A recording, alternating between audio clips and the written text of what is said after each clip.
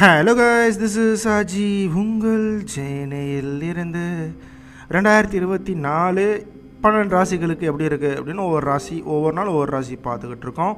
அந்த வருஷத்தை இன்றைக்கி நம்ம பார்க்கக்கூடிய ராசி சிம்ம ராசிக்கு இந்த 2024 எப்படி இருக்குது அப்படிங்கிறத கடகடன்னு பார்த்துடலாம் வாங்க.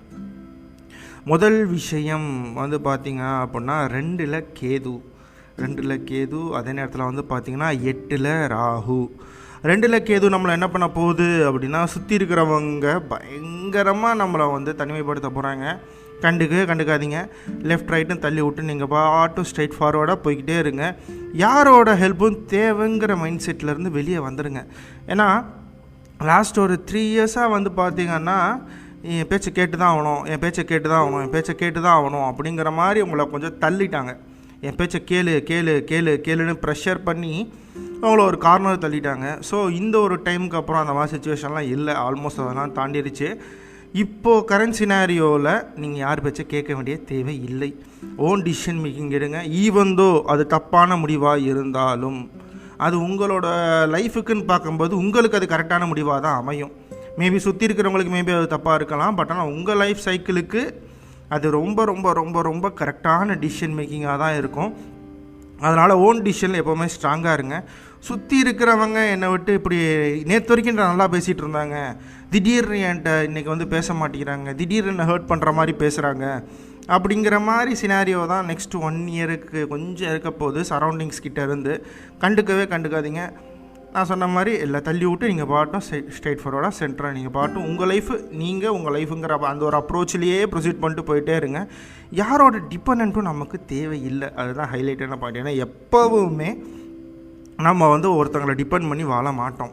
சிம்மராசியை பொறுத்த வரைக்கும் பார்த்திங்கன்னா ஓன் டிசிஷன் மேக்கிங், எல்லாமே அவங்களே கரெக்டான ஒரு ப்ராசஸில் தான் இருப்பாங்க. இன்னொருத்தவங்க சஜஸ்ட் பண்ணுற விஷயத்தை நான் ஃபாலோ பண்ணிட்டு நான் ஒர்க் அவுட் பண்ணுறேங்கிற அப்ரோச் எப்போவுமே அவங்க என்ன பண்ண மாட்டாங்கன்னா வைக்க மாட்டாங்க.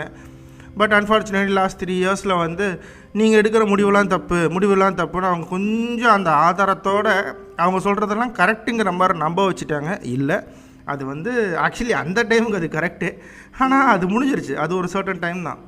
திரும்ப பேக் டு ஃபார்ம் நீங்கள் உங்களோட ஓன் டிசிஷன் தான் எடுக்கணும். சுற்றி இருக்கிறவங்க சப்போஸ் மூவ் ஆன் ஆனாங்கன்னா ஓகேப்பா டாட்டாப்பான்னு சொல்லிட்டு அவங்கள வந்து வழி அனுப்பிடுங்க. அவங்கள உங்களோட வச்சுக்கணும்னு ஆசைப்படாதீங்க. வச்சுக்கணும் அப்படின்னா ஃபார் எக்ஸாம்பிள் ஒரு சண்டை வருது, நீங்கள் வந்து திரும்ப நீங்கள் ப்ளீஸ் பண்ணி உங்கள் லைஃப்பில் நீங்கள் வாங்கி வச்சுக்கிறீங்கன்னா மேபி ஒரு 3 மந்த்ஸுக்கு இருப்பாங்க. 3 மந்த்ஸ் முடிஞ்சதுக்கப்புறம் திரும்ப சண்டை போடுவாங்க. திரும்ப நீங்கள் தான் வாலண்டியராக போய் கூப்பிடணும், இப்போ வாப்பா சாரிப்பா என் மேலே தான் தப்பு அப்படின்ட்டு. அது நமக்கு கொஞ்சம் ஒரு மாதிரி ஹர்ட்டிங்காக இருக்கும். என்னடா எப்போ பார்த்தாலும் நம்மளே இறங்கி போய்ட்டுருக்கோம், அந்த சைடை நம்ம சைடு தப்பே இல்லாட்டி நம்ம இறங்கணுங்கிறாங்க, அவங்க சைடு தப்பு வச்சுட்டு கூட அவங்க இறங்க மாட்டேங்கிறாங்களே அப்படிங்கிற வேலிடான ஒரு பாயிண்ட்டை தான் நீங்கள் மைண்டில் வச்சுருப்பீங்க. பட் ஆனால் கேட்க முடியாது அவங்கள்ட்ட. அதனால தான் சொல்கிறேன், suppose if someone is moving away from you, உங்கள்கிட்ட வந்து யாராவது ஒருத்தவங்க தள்ளி போகிறாங்க அப்படின்னா ஓகே பை டாட்டாப்பான்னு சொல்லிட்டு அப்படியே விட்டுருங்க. அவங்கள ரொம்பலாம் வந்து கெஞ்சிட்டு இருக்காதீங்க, தேவையில்லாத வேலை. ஒரு வாட்டி கெஞ்சினா இந்த இயர் ஃபுல்லாகவே நீங்கள் திரும்ப அந்த ஒரு ரிலேஷன்ஷிப்பை உங்கள் லைஃப்பில் எடுத்துகிட்டு வந்து வச்சுக்கிறதுக்கு நீங்கள் கெஞ்சிக்கிட்டே இருக்கிற மாதிரி இருக்கும். சம்மர்ஸ் மூவிங்காகவே அவங்கள அப்படியே விட்டுருங்க. 2ல் இருக்கிற கேது எக்ஸாக்டாக இந்த ஒரு விஷயத்த தான் பண்ண போகுது. ஸோ அதில் கொஞ்சம் ஜாக்கிரதையாக இருந்துக்கோங்க. இதுக்கு அடுத்தபடியாக வந்து பார்த்திங்கன்னா 8ல் ராகு வந்து பார்த்திங்கன்னா தேவையில்லாத வியாதி நமக்கு இருக்குங்கிற ஒரு பிரம்மையை உருவாக்கிட்டே இருக்கும். நம்பாதீங்க, ஸ்ட்ராங்காக இருங்க. எனக்கு ஹெல்த்தில் எந்த பிரச்சனையுமே வராது, என்னை மீறி என்ன வந்துட போகுது அப்படிங்கிற அந்த கான்ஃபிடென்ட்டோடு இருங்க. அந்த கான்ஃபிடென்ட்டை 8ல் இருக்கிற ராகு வந்து பார்த்திங்கன்னா பிரேக் பண்ணிக்கிட்டே இருக்கும். லிட்ரலாக வந்து பார்த்திங்கன்னா இது உனக்கு வரும் அப்படிங்கிற அந்த ஒரு ஃபேக்கான ஒரு நம்பிக்கை உங்களுக்கு கொடுக்க வச்சிடும். வேணாம், அது தேவையில்லாத வேலை. இப்போ தான் வந்து பார்த்திங்கன்னா கொஞ்சம் நம்ம பேக் டு ஃபார்ம் வந்துக்கிட்டு இருக்கோம். 8ல் இருக்கிற ராகுனால பார்த்திங்கன்னா தேவையில்லாத ஹெல்த் கன்ஃபியூஷன்ஸ் வரும். இல்லாத ஒரு ஹெல்த் இஷ்யூஸாக இருக்குது அப்படின்னு நம்ம நம்ப ஆரம்பிப்போம். அது வேணாம், தேவையில்லாத வேலை. நீங்கள் உங்கள் வேலை உண்டுங்கிற அப்ரோச்லேயே நீங்கள் வந்து பார்த்திங்கன்னா ப்ரொசீட் பண்ணிகிட்டே இருங்க. அதுதான் நமக்கு நல்லது. ஆன் ஃப்ளோவில் வந்து பார்த்திங்க அப்படின்னா சுற்றி இருக்கிறவங்களோட ஒரு விதமான அப்ரோச் எல்லாமே கிட்டத்தட்ட ஹெல்த் ரிலேட்டடாக தான் இருக்குது. இப்படி சாப்பிட்றியே, இப்படி இந்த டைமில் எந்திக்கிறியே, இந்த டைமில் தூங்குறியே அப்படின்னு ஹெல்த் ரிலேட்டடாக தான் சுற்றி இருக்கிறவங்க கமெண்ட்ஸும் இருக்கும். அதனால தான் இதுக்கு முன்னாடி சொல்லும் போதும் அதையும் சொன்னேன், சுற்றி இருக்கிறவங்க பேச்சை கேட்க வேண்டாம். உங்களுக்கு என்ன தோணுதோ அதை ப்ரொசீட் பண்ணிட்டு நீங்கள் பாட்டு மூவ் ஆகி போயிட்டே இருங்க. டிபெண்ட் அப்படிங்கிறது இருக்க வேணாங்கிறது ப்ரீவியஸ், அதனால தான் நான் சொன்னேன். அதோட செகண்ட் ஒரு ஹாஃப் தான் இதுலேயும் பார்த்திங்கன்னா அந்த ஹெல்த் ரிலேட்டடான விஷயங்கள் வந்து பார்த்திங்கன்னா உங்களை நீங்களே ஏகப்பட்ட கேள்விகள் கேட்டுப்பீங்க. ஒருவேளை அதுவாக இருக்குமோ, ஒருவேளை இதுவாக இருக்குமோ, அதனால தான் நம்ம உடம்பு இப்படி ஆகுதோ அப்படிங்கிற மாதிரி தேவையில்லாத கன்ஃபியூஷன்.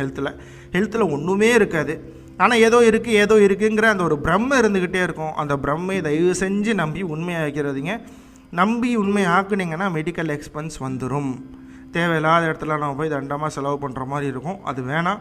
தைரியமாக இருங்க, ஸ்ட்ராங்காக இருங்க. எனக்கு எதுவும் வராது அப்படிங்கிற அந்த பிலீஃபோடு இருங்க. அந்த ஒரு பிலீஃபோடு இருந்தீங்க அப்படின்னா யூ கேன் சர்வே. இல்லை அப்படின்னா தேவையில்லாத மெடிக்கல் எக்ஸ்பென்ஸ் இருந்துக்கிட்டே இருக்கும். உங்கள் சேலரியாக இருக்கட்டும், சேவிங்ஸாக இருக்கட்டும், அதெல்லாம் கரைய ஆரம்பிச்சிடும். தேவையில்லாத தலைவலி. எனக்கெல்லாம் எதுவும் வராதுப்பா அப்படின்னு கான்ஃபிடெண்ட்டாக இருங்க. உங்களுக்கு எதுவுமே வராமலே போயிடும். நீங்கள் நம்பி அதை லைட்டாக யோசித்தா போதும். டிஃபால்ட்டாக நீங்கள் ரிசர்ச் பண்ண ஆரம்பிச்சிடுவீங்க. ஒரு வேளை அப்படி இருக்குமோ இப்படி இருக்கும் மட்டும் மொத்த காசும் தண்டமாக மெடிக்கலுக்கு கொடுக்குற மாதிரி வரும். ஸோ யோசிக்காதீங்க. அன்வான்டான கொஸ்டின்ஸ் உங்கள் மைண்டில் வராமல் பார்த்துக்கோங்க. ஹெல்த் ரிலேட்டடாக வந்தால் அதில் கொஞ்சம் நம்ம ஜாக்கிரதையாக இருக்க வேண்டும். இதுக்கு அடுத்தபடியாக பிரகஸ்பதி குரு வந்து பார்த்திங்கன்னா வருடத்தின் முதல் 4 மாதங்கள் வந்து குரு பார்வையில் தான் உங்கள் ராசியே இருக்குதுங்க. கல்யாணம் சம்மந்தப்பட்ட விஷயங்களாக இருக்கலாம், இல்லை அப்படின்னா வந்து சுப விஷயங்கள் எதெல்லாம் வாழ்க்கையில் உங்களுக்கு நடக்கணும் அப்படிங்கிற மாதிரி வீட்டில் ட்ரை பண்ணிகிட்ருக்காங்களோ அதெல்லாம் முதல் 4 மாதங்கள் ஏப்ரல் வரைக்கும் செம்மையாக இருக்குது. அதை நல்லா யூட்டிலைஸ் பண்ணிக்கலாம். மே மாதம் பிறந்துச்சுன்னா அதுலேருந்து பார்த்திங்கன்னா குரு வந்து பார்த்திங்கன்னா தொழில் ஸ்தானத்துக்கு வர்றாப்புல. தொழில் ஸ்தானத்துக்கு வரும்போது வந்து பார்த்திங்கன்னா கொஞ்சம் ப்ரெஷர் இருக்கும். அந்த ஒரு ப்ரெஷர் எப்படி இருக்கும் அப்படின்னா வந்து நீங்கள் கற்றுக்காத விஷயத்தை கற்றுக்க வைக்கும், செய்யாத விஷயத்தை செய்யணும்னு சொல்லும். ஆனால் எல்லாமே உங்களோட கரியரை ரீபில்ட் பண்ணுறதுக்கு, ப்ராப்பராக அதை வந்து ஆர்கனைஸ் பண்ணுறதுக்கு இந்த ஒரு வருஷம் செகண்ட் ஆஃப் ஒரு 8 மாதத்தில் வந்து பார்த்திங்க 8 மாதம் ரொம்ப ரொம்ப ரொம்ப ரொம்ப நல்லா இருக்க போகுது. அந்த ரீகன்சிடர் பண்ணும்போது வந்து கொஞ்சம் ஒர்க்கில் வந்து கசப்பான அனுபவங்கள் இருக்கலாம். அதை கண்டுக்காதீங்க. அதை வந்து ஃபேஸ் பண்ணுறது தான் அதுக்கான ஒரே ஆப்ஷன். இக்னோர் பண்ணிங்கன்னா ட்வைஸ் த்ரைஸாக திரும்ப நம்ம நோக்கி வரப்போது. அது அடுத்தடுத்து வரும்போது நம்மளோட இக்னோர் பண்ணுற பர்சன்டேஜ் குறைஞ்சிட்டே வரும். வேறு வழி இல்லாமல் அதை அக்செப்ட் பண்ணுற மாதிரி வரும். அதுக்கு ஃபஸ்ட் டேக்கே நம்ம அதை அக்செப்ட் பண்ணிட்டோன்னா it will be better for our life. அதனால் முடிஞ்ச வரைக்கும் பார்த்திங்கன்னா முதல் ஆப்ஷனே வந்து ஈவன் தோ அந்த ஒரு கரியர் ஆப்பர்ச்சுனிட்டி உங்களுக்கு பிடிக்காது, எனக்கு பிடிக்காத விஷயத்தை தான் இது பண்ண சொல்கிறாங்கன்னா ஓகே நான் பண்ணுறேன்னு அப்ரோச் பண்ணிட்டு போயிட்டே இருங்க. அது அவ்வளோ தூரத்துலையும் உங்களை அஃபெக்ட் பண்ணாது. இக்னோர் பண்ணிங்கன்னா கண்டிப்பாகவே அதை அஃபெக்ட் பண்ணும். அக்செப்ட், அதை ஒத்துக்கோங்க. ஓகே நான் பதிங்கிறேன், நான் ட்ரை பண்ணுறேன், நான் செய்கிறேன். ஏதோ ஒரு விஷயத்த வந்து அங்கே சொல்லிக்கிட்டே இருங்க. சொல்ல பண்ண அந்த ஒரு கரியர் ரிலேட்டடான விஷயங்களில் பிரச்சனை வராது. கல்யாணத்திற்கு இந்த 2024 ரொம்ப ரொம்ப ரொம்ப ரொம்ப நல்ல விஷயம், ரொம்ப வருஷமாக தான் இருக்குது. நமக்கு ப்ராப்ளமேட்டிக்காக அதில் எதுவுமே இல்லை. ஏன்னா ஆரம்ப 4 மாதமும் நல்லா இருக்குது, கடைசி 2 மாதமும் நல்லா தான் இருக்குது. ஸோ ஒரு 6 மந்த்ஸே நமக்கு வந்து மேரேஜ் சம்மந்தப்பட்ட விஷயங்களில் ரொம்ப ரொம்ப ரொம்ப ரொம்ப சாதகத்தின் உச்சமாக தான் இருக்குது. Happy to know that. ஏன்னா அது தாண்டிடுச்சுன்னா கொஞ்சம் பிரச்சனையாக வரும். மேலாம் தொட்டுச்சுன்னா நம்ம குரு பார்வை இருக்காது, மே கேன் பி அஃபெக்ட். அதனால் ஏப்ரலுக்குள்ளே நம்ம கிளியர் பண்ணிக்கிறது நல்லது. சரிங்களா? ஸோ பிரகஸ்பதி குருநாள் 2025 நடக்கக்கூடிய விஷயங்கள் இதெல்லாம் தான். இதுக்கு அடுத்தபடியாக நமக்கு 6 சனி 6ல் இருந்து ஐயோயோ போடாங்க லாஸ்ட்டு 3 இயர்ஸு வச்சு செஞ்சுட்டாப்புல. என் பேச்சை கேட்டாத்தான் உருப்பிடுவேன் அப்படிங்கிற மாதிரி டைலாக்லாம் சொன்னேன் தெரியுமா? அந்த டைலாக்லாம் தலைவரால் தான் வந்துச்சு. சனீஸ்வரர் 6ல் வச்சு செஞ்சுட்டாப்புல அவங்களாம். என்ன காரணம், எதனால்? ஏன்னா சிம்மராசி வந்து பார்த்திங்கன்னா அவங்களோட ஒஸ்ட் பீரியட் ஆஃப் டைமே எதனா லாஸ்ட் 3 இயர்ஸ் தான் சொல்லுவாங்க. என்ன காரணத்தினால் அப்படின்னா 6ல் சனி வந்து மற்ற எல்லா ராசிகளுக்கும் 2 ராசியை தவிர எல்லா ராசிகளுக்கும் வந்து பார்த்திங்க அப்படின்னா வந்து 6ல் சனி வந்து யோகம் நல்லதை தான் பண்ணும். அந்த ரிமைனிங் 2 ராசி எது அப்படின்னா வந்து ஒன்று சிம்மம், இன்னொன்று கன்னி. இந்த 2 ராசிகளுக்கும் வந்து பார்த்திங்கன்னா 6 கடுவன் ஆட்சிங்கிற ஒரு ஆப்ஷன் வர்றதுனால அந்த ஒரு காலகட்டத்தை தாண்டது கொஞ்சம் இல்லை ரொம்பவுமே கஷ்டமாக இருக்கும். ரொம்ப கஷ்டமாக இருக்கும். ஜென்ம சனியாக இருந்தும் சாதிக்க முடியாத வேலைகளை சனீஸ்வரர் 6ல் இருக்கும்போது தான் சாதிக்க முடியும். அதனால் சனி 6ல் இருக்கும்போது நம்மளை ரொம்பவுமே தொல்லை பண்ணுவார், ரொம்பவுமே கடுப்பேற்றுவார். வச்சு செய்வார். அந்த ஒரு வருஷம் முடிஞ்சிருச்சு. ஸோ கங்க்ராச்சுலேஷன்ஸ், நீங்கள் சனீஸ்வரர்கிட்டருந்து எஸ்கேப் ஆகிட்டீங்க. ஏழில் சனி டிஃபால்ட்டாக திரும்ப கல்யாணம் தான். அதனால தான் சொன்னேன் 2024 கல்யாணத்துக்கான வருடம். இந்த ஒரு வருஷத்தில் நம்ம அப்ரோச்சாக நல்லாவே ட்ரை பண்ணால் கண்டிப்பாகவே கல்யாணம் சம்மந்தப்பட்ட விஷயங்கள் அப்படியே நடக்கும். ஏன்னா 7 கூடவே 7 லாட்சி, 6 கூடவே 4 லாட்சிங்கிறப்போ நம்மளை குடும்பப்படுத்தினார் அப்படின்னா 7 கூடவே 7 லாட்சிங்கிறப்போ அந்த கல்யாண வாழ்க்கை, நம்மளோட லைஃப் பார்ட்னரு யாராலும் நம்ம லைஃப்பை ஷேர் பண்ணுறோமோ அவங்களோட இருக்கிற மிஸ் அண்டர்ஸ்டாண்டிங் எல்லாத்தையும் ஜீரோ ஆக்கி அந்த ஒரு பார்ட்னர்ஷிப்பு, அந்த ஒரு ரிலேஷன்ஷிப் எல்லாத்தையுமே ரீபில்ட் பண்ணி பக்காவாக அதை வந்து ரீகன்சிடர் பண்ணுறதுக்கு சனீஸ்வரர் ஹெல்ப் பண்ணுவாங்க. லாஸ்ட் 3 இயர்ஸ் வந்து கொடுமைப்படுத்தினதுக்கு ஒரே காரணம், அடுத்த 27 வருஷத்துக்கு உங்களை ஒன்றுமே பண்ண முடியாது. அந்த 3 வருஷத்தில் ஏதாவது பண்ணாதான் உண்டு. அதனால தான் அந்த 3 வருஷம் அது செஞ்சுட்டாப்புல. அந்த 3 வருஷம் நமக்கு முடிஞ்சிருச்சு. 2024 சனீஸ்வரரோட பாயிண்ட் ஆஃப் வியூவில் பார்க்கும்போது எக்ஸாக்ட்லி ரொம்ப ரொம்ப ரொம்ப ரொம்ப ரொம்ப ரொம்ப நல்லாயிருக்கு, ரொம்ப நல்லாயிருக்கு. எக்ஸாக்ட்லி கல்யாண வாழ்க்கையாக இருக்கட்டும், மேரேஜாக இருக்கட்டும், எல்லாத்துக்குமே 7க்கு இருக்கிற சனி வந்து நம்மளை வந்து கொஞ்சம் காப்பாற்ற தான் போகுது. அதை நெகட்டிவ் ஆக்காது. ஸோ கல்யாணம் சம்மந்தப்பட்ட விஷயங்கள் இந்த ஒரு காலகட்டத்தில் ஸ்ட்ராங்காக இருக்கும். ஏன்னா குருவும் நல்ல இடத்துல இருக்குது, சனியும் நல்ல இடத்துல இருக்குது. பட் ராகு கேது இது ரெண்டும் வந்து பார்த்திங்கன்னா சொல்கிற மாதிரி இடங்களில் இல்லை. ஸோ கல்யாண வாழ்க்கையில் இந்த ஒரு வருடம் நம்ம வந்து பார்த்திங்கன்னா சரௌண்டிங்ஸோட பேச்சை கேட்டால் இல்லற வாழ்க்கை கொஞ்சம் அஃபெக்ட் ஆகும். ஸோ 2024 மேரேஜ் லைஃப்பில் வந்து பார்த்திங்க அப்படின்னா சரௌண்டிங்ஸோட பேச்சை கேட்கக்கூடாது. கேட்டிங்கன்னா தேவையில்லாத தலைவலி கண்டிப்பாகவே இருக்கும். ஏன்னா 2ல் கேது அப்படிங்கிறது கொஞ்சம் கஷ்டத்துக்குரிய விஷயந்தான். குரு நல்ல இடத்துல இருக்குது, சனி நல்ல இடத்துல இருக்குது, ராகு கூட ஓகே பிரச்சனை இல்லை 8ல் தான் இருக்குங்கிறப்போ அது உங்கள் கண்ட்ரோலில் இருக்குது. நீங்கள் தேவையில்லாமல் ஹெல்த்தை நீங்கள் வந்து கன்ஃபியூஸ் பண்ணிக்காமல் இருந்தால் மேபி ராகு கூட நீங்கள் வந்து தாண்டிடலாம். ராகு கன்சிடர் பண்ண வேண்டிய தேவையில்லை.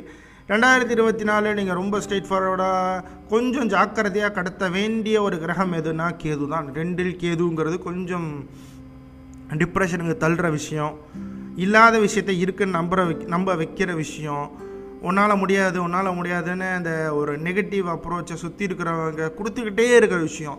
ஸோ இந்த 2ல் இருக்கிற கேதுங்கிற அந்த ஒன்று மட்டும்தான் நமக்கு வந்து பார்த்திங்கன்னா கொஞ்சம் இல்லை ரொம்பவுமே ஒஸ்ட்டாக இருக்குது. அந்த ஒன்று மட்டும்தான். மீதி 3 கிரகங்கள் வந்து ரொம்ப நல்ல இடத்துல இருக்குது. நல்ல இடத்துல இருக்குங்கிறத விட உங்களுக்கு சப்போர்ட் பண்ணுற மாதிரி இடத்துல இருக்குது, உங்களால் கண்ட்ரோல் பண்ணக்கூடிய இடத்துல இருக்குது. இந்த ஒரு விஷயத்தையும் தப்பிக்கிறது உங்கள் கையில் இருக்குது. ஆனால் இந்த 2ல் கேதுங்கிறது உங்கள் சரௌண்டிங்கை டிபெண்ட் பண்ணியிருக்கு. ஸோ சரௌண்டிங்கை இக்னோர் பண்ணிடுங்க. அவங்களுக்கு பேசுகிறதுக்கான ஃப்ரீடம் கொடுத்தீங்கன்னா உங்கள் லைஃப்பை ஸ்பாயில் பண்ணிடுவாங்க. அந்த ஃப்ரீடம் கொடுக்காதீங்க. நீங்கள் உங்கள் ஒர்க் உண்டுங்கிற அப்ரோச்சிலே இருங்க. சரௌண்டிங்கை மட்டும் பார்த்து ஹேண்டில் பண்ணிட்டீங்கன்னா, ஏன்னா கேது தான் 2024 உங்களுக்கு இருக்கிற ஒரே நெகட்டிவ் பாயிண்ட் வந்து கேது மட்டும்தான். 2ல் கேதுங்கிறது மட்டும்தான் வந்து பார்த்திங்கன்னா கொஞ்சம் ஒரு மாதிரி இரிட்டேட் பண்ணுற விஷயம். அதனால் அதில் ஜாக்கிரதையாக இருங்க. மற்றபடி மற்ற 3 கிரகத்தினால பெருசாக உங்களுக்கு பயப்படுற மாதிரியோ அஃபெக்ட் ஆகிற மாதிரியோ எந்த ஒரு பிரச்சனையுமே இல்லை. So you are in a safe hands. So கொஞ்சம் இல்லை ஜாலியாகவே என்ஜாய் பண்ணலாம். ஆனால் கேது பயன்படுத்திட்டு ஜாலியாக என்ஜாய் பண்ணலாங்கிறீங்களா? இல்லை, நான் சொல்கிறேன் என்னென்னா 90% ஆஃப் பிளானட்டரி பொசிஷன்ஸ் உங்களுக்கு ரொம்ப சாதகமாக இருக்குது. இந்த 10% அதுவும் உங்களோட மனசு சம்மந்தப்பட்ட இடத்துல உட்காந்துருக்குங்கிறதுனால நீங்கள் ஸ்ட்ராங்காக இருந்தீங்கன்னா 24 வில் பி எக்ஸ்ட்ரீம்லி ஹாப்பி. கொஞ்சம் வீக்காக இருந்தீங்கன்னா அதை அஃபெக்ட் பண்ணும். ஏன்னா சுற்றி இருக்கிறவங்க நம்மளை கொஞ்சம் கடுப்பேற்ற போகிறாங்க. So keep distance with the surroundings.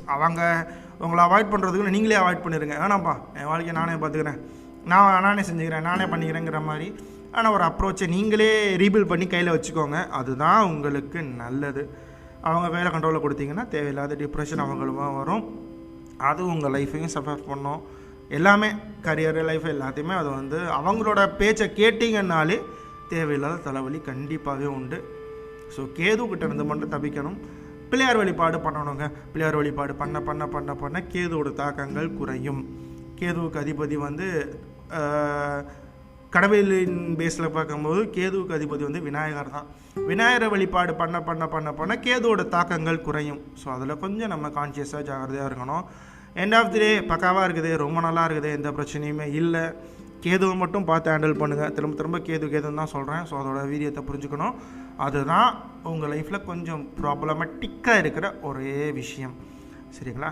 வேறு ஏதாவது கேள்வி இருக்குது அப்படின்னா எனக்கு இதில் கமெண்ட்ஸில் போடுங்க. நான் கம்மிங் வீடியோஸில் அது உங்களுக்கு நான் ரிவீல் பண்ணுறேன். சரிங்களா? நன்றி, வணக்கம்.